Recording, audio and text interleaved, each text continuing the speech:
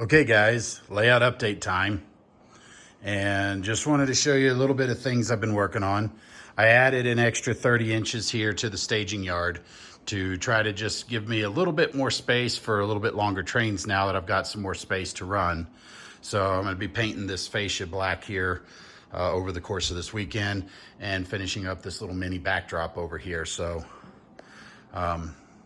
I do need to get better alignment on some of these tracks, so I may take up some of this and relay it, yet to be determined, but it's not perfect. You can kind of see there, but I'll show you a better way to do it than what I did here. This will get us by for the time being. But anyway, you've seen the staging yard, and then we come over here to the yard, and I've been doing a little bit of operations here and there. So I've got this train here ready to go. And we got those locomotives. Now remember, I've been converting everything to Blunami. So every locomotive you see here on the layout is actually equipped with a Blunami in it. Oh, whoops, I need to put in my jumper track there. Almost forgot. Good thing I haven't run anything to staging yet. Anyway, so you can kind of see how some of the yard is looking. I painted that building up, got it going. There's my little switcher. We got Carl and Earl out here ready to go, watching trains coming out. Update on this scene. Some of you guys may have seen my video here on how I did these roads. This is the road that I did here in the What's Neat This Month video accompaniment for Model Railroad Hobbyist magazine. Part 1 was just laying the road, and part 2 is doing the striping and weathering and stuff like that. So you want to check that out, coming out June 15th. In the meantime, the May 15th, the May issue, you can see how I laid all these roads, and that goes for all these roads that are on the layout here all the way around. So, but I got another house. Now these two houses up here, this first one and then that one right there, are actually houses that my mother had actually built for her grandfather. And so I took them apart and cleaned them up and rebuilt them. And so put a little bit of work on it. This one's a Plasticville building, and this one's an older Velkit. So people are moving in. Now, of course, these guys moved in, so we've got a smoker there ready to go. I got it from Mini Prints, from Bernie. So we're good to go out there. So some of this you've already seen, but I wanted to show you, I've got some road signs there showing the curve, and I've actually got them going the other way as well. And then we've got some mailboxes up on this section here that I already had them. I have no idea where they came from. So, and I'm still trying to figure out what type of house to put here. So I will be probably buying something different. These right here are just placeholders just for the time being. And then I want to do something here, but I haven't decided what. I may just keep it as a vacant lot so the cop car can watch out. You guys have seen the KFC. You haven't seen these yet. They're actually in and installed, and I have the gates. You can see the traffic lights behind, using a East Coast Circuits lighting control module for the traffic lights. And the traffic lights came from, I believe it was We Honest on eBay. They look really good. They work really well. And the gates on here, I'm in the process of getting them working. I'm using a Logic Rail Technologies Grade Crossing Pro 2. The only reason they're down right now is because I've mangled 2 different sets of wires trying to get the servos to work properly. So I've kind of replaced them, and I'm kind of irritated with how it's worked out. So I'm going to take a break, and I'll come back and do it again another time. I've got this Whataburger here. You guys have seen this before, but you haven't seen it. I've got it lit, including all inside and everything, and I've got people now. So lit up the Whataburger, so now we're open 24/7. Got some more Mini Print stuff here. I've got some shopping carts and a phone booth. Remember, this is 1978, so these are definitely, phone booths are certainly something you would see. And then we have our shopping gal. Looks like she's fallen over a little bit. So let's fix that. There we go. So we got our gal loading her groceries up and getting ready to take the cart in. I need to finish striping this road here, or the parking lot, I mean. So And then one of these days I'll build a actual grocery store. So You guys have seen some of this stuff. I put a trailer over here since this is the watchtower for the interchange here between the MKT and the Missouri Pacific. You guys have seen some of this before. We come along here. We got our Belfour plastics over here. Got our grade crossing. And I've got the signs installed here at this second crossing. So you have the protected gates on the forward one, but since we extended across, we needed to put new signs. Now you guys notice this building. This is actually going to be Callahan Auto. Just found some signs on the internet, made decals and printed that off. So I made the box van Callahan Auto. And eventually what I'm planning to do is to put a lighted sign out here on the road, on the street, and then a couple on the building itself so that it's identifying as Callahan Auto. And then there's the actual Tommy Boy movie vehicle. A few years back, I had seen the movie series of vehicles at Walmart in diecast, and this was one from Tommy Boy. So naturally I had to do it, and that's part of the reason now we have Callahan Auto included. So things going well. Now this building turned out really good. I actually did some weathering, really liked the result of it. The guy on top, his holding pin fell out, so he just thrown up there for the time being. Usually I put all the guys and figures up over there. You've seen the Coca-Cola plant, but I don't know if you've ever noticed that the light actually lights up. So I just have this on a battery inside there. Whoops, left a tank car randomly placed on the layout.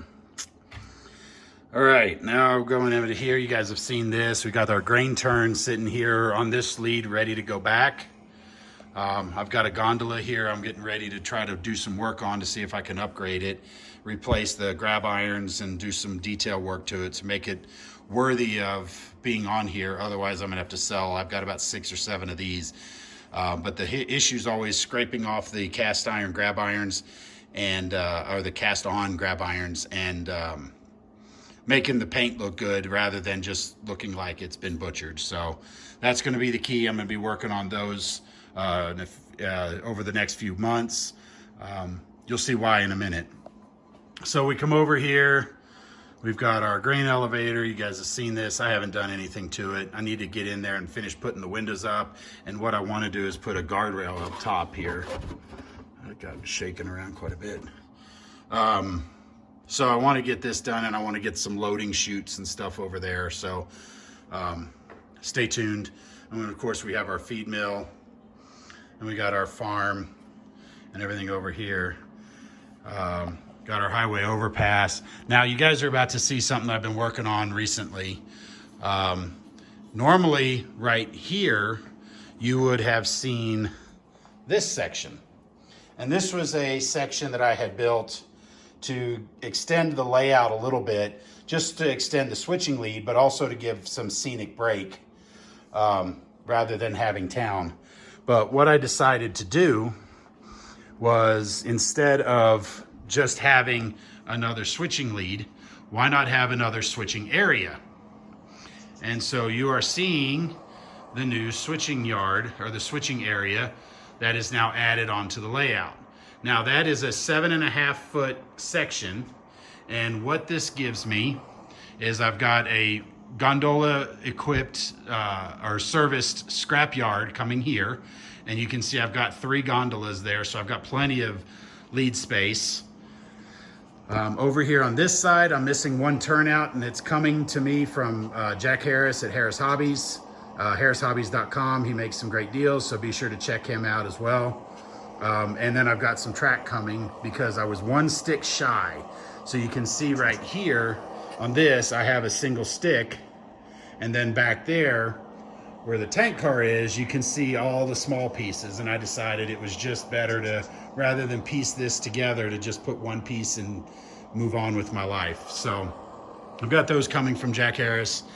But anyway, to finish up, this is Team Track, so this will be able to service 3 cars, and that way I've got 2 box cars here, and then a 3rd car can spot over here, and you can kind of see where I've drawn out the pavement where the pavement's going to be, and then there's your driveway to the road. And that way we can unload and load in whatever we want. It gives us basically a universal industry. And then back behind this other lead here is going to be an oil facility.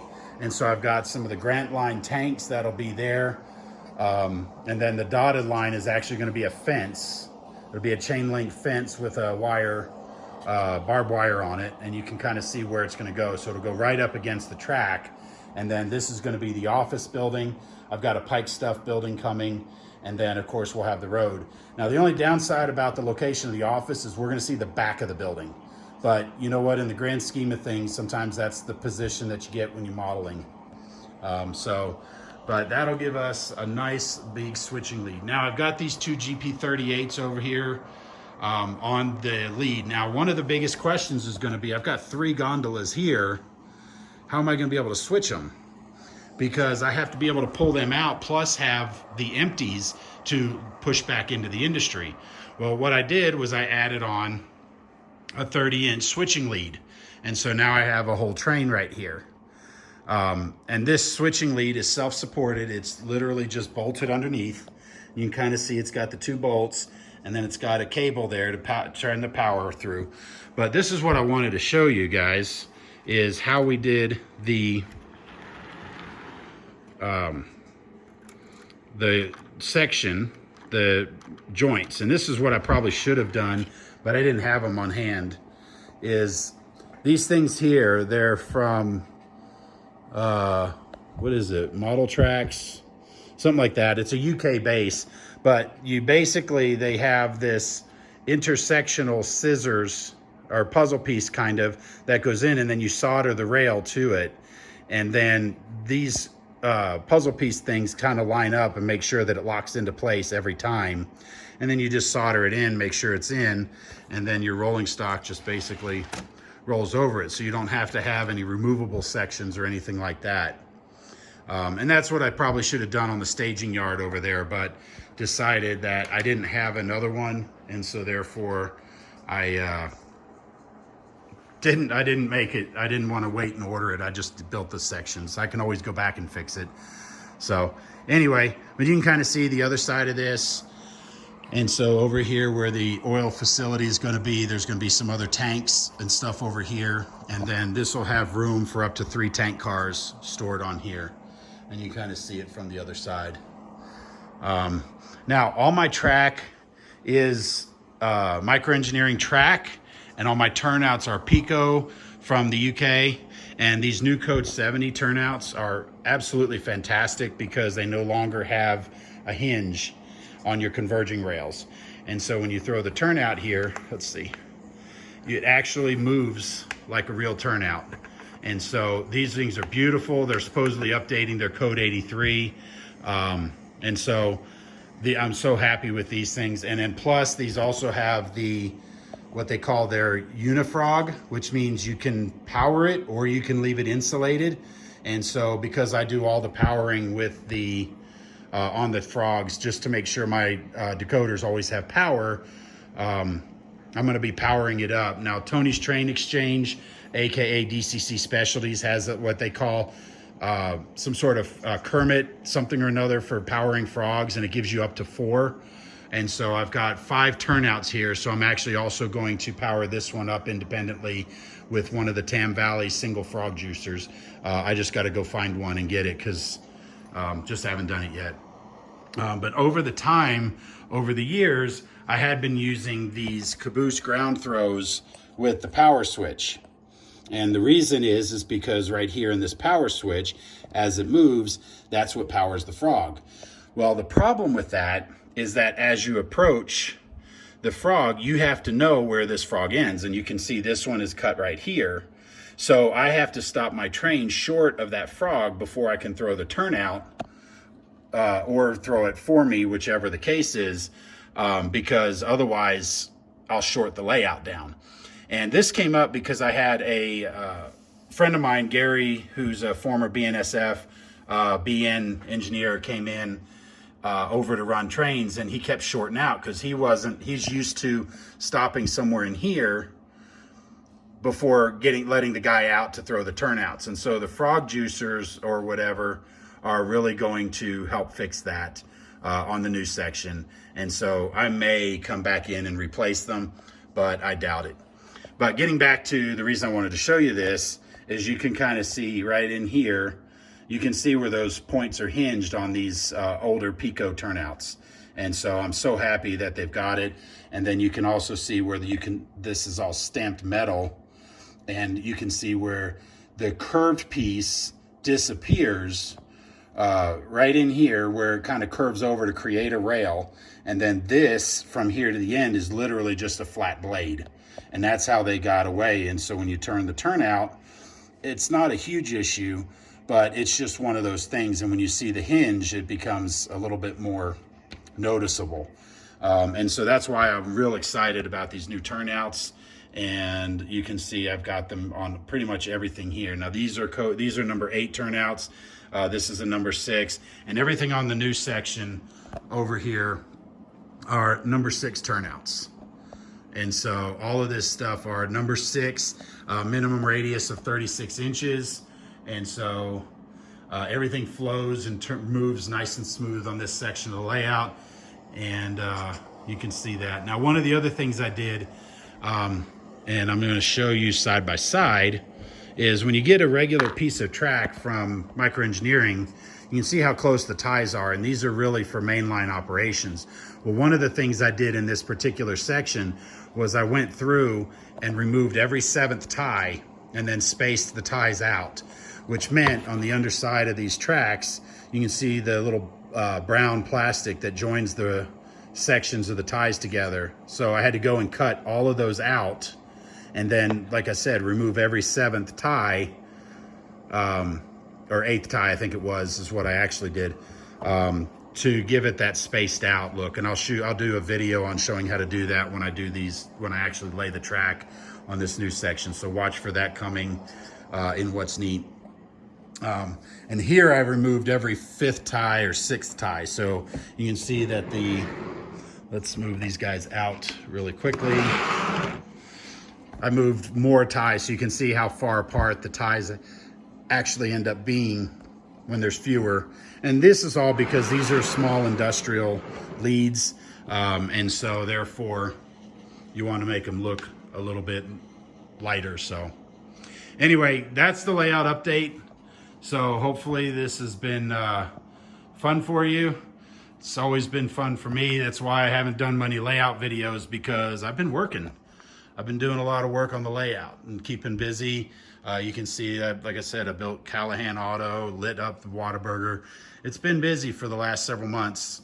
So just wanted to give you an idea and show you the layout and see where it is and what we got. So hopefully before long, one of these days, I'll actually do some operating and show you the layout operating and running trains. So that's it. Guys, thanks for watching, and we'll see you next time.